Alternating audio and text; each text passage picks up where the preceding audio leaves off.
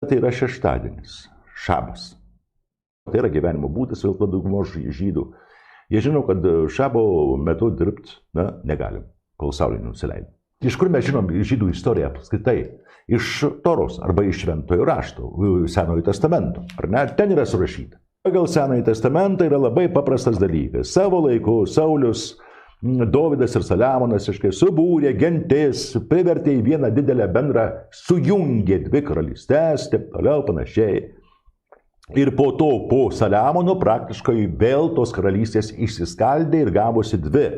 Tai yra vadinamoji, ne Izraeliu vadinosi, jeigu rimtai, o daugiau Samarija. Panašiai, bet sakykime Izraelis, ne kaip tai yra dar toks vadinimas, kuris kilęs yra iš kitokio pavadinimų. Ir Judėja valdė Jeruzalę. Jie egzistavo iki paskutinio momento, reiškia, kada buvo išnaikinta visiškai, arba sakykime, tas kraštas buvo, reiškia, žydai buvo išvaryti, tai iki to laiko buvo Judėja. Kada praktiškai Samarija buvo nukariauta babiloniečių ir išvaryta ir taip toliau panašiai, taip toliau tos 10 genkarčių jos išėjo į tremtį, jos išsiskaldė panašiai, tai Judėja dar egzistavo ir ilgą laiko tarpą egzistavo. Judėja ten buvo, ne Izraelis. Kas iš viso yra tas Izraelis? Jeigu rimtai. Semitų gentys. Jos yra daug platesnės. Juk žydai tai yra, jeigu rimtai šnekant, arba judėjai.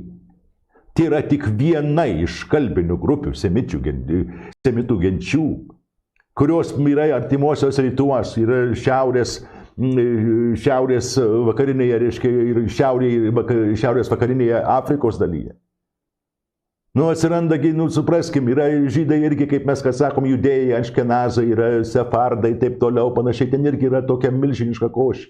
Šitie kraštai priklausė pakankamai daug ir persų, ir babiloniečių, ir asirų, ir sakykime, turkų, ir osmanų, ir Romos imperijom, jeigu viską vertinti iš eilės, masė tų imperijų ten buvo, kurios valdė šitos kraštus.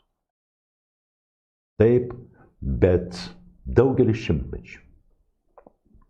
šimtmečių iš tikrųjų ten gyveno Palestina ir prieš 2000 metų, kada buvo, sakykime, žydai iškeldinti Romos imperijos 70 metais po sugriovimo, Saliamono, aš jau kartoju, antrosios šventyklos iškeldinti, ten praktiškai 2000 metų gyveno tie patys pusbroliai ir pusseserės žydų, kurie priklausė tai pačiai semitiniai grupiai.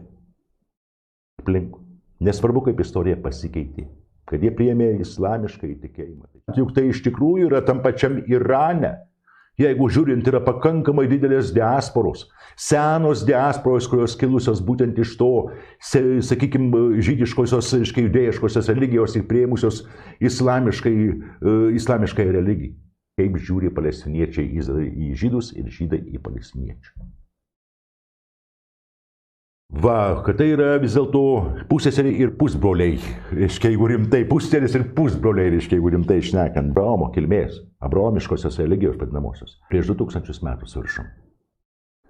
Ir po to 70 metų praėjus, kaip sakau, reiškia, Roma sulygina su žeme, reiškia, tam tikrą dalį, būtent šitos Izraelio dabartinės arba Palestinos dalį ir išvaro žydus į tremtį.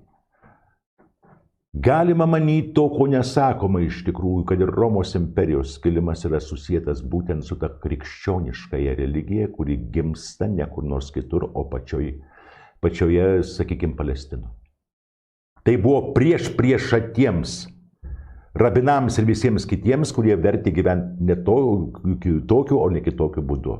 Tai, sakykime, savotiška revoliucija. Ir ta revoliucija su savo idėja, su ta mokymu, kuris atnešamas yra Jėzaus Kristaus, tampa labai priimtina žemesniems sluoksniams, o kurių yra dauguma, apie 80% visados gyventojų.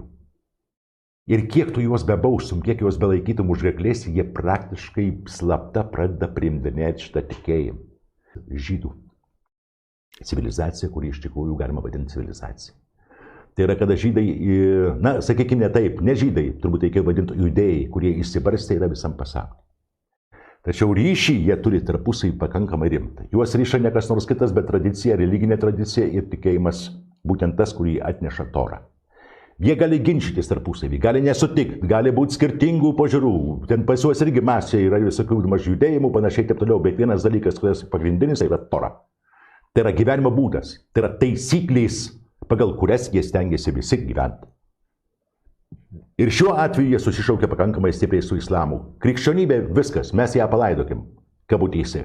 Kalbėkim, palaidokim, nes jinai yra sutraukyta. Katalikai nuėjo savo keliu, praktiškai reiškia erezijos keliu, jeigu rimtai kalbam. Mes sakom, kad tai yra konspirologijos, tai yra sąmokslo teorijos, ne velnio. Tai, kas yra melas, tą mes vadinam tiesa, o kas yra, aš skaičiau labai gerą tokį pasakymą, o tai, kas yra reiškia tiesa, mes vadinam šiandien konspirologijom arba sąmokslo teorijom.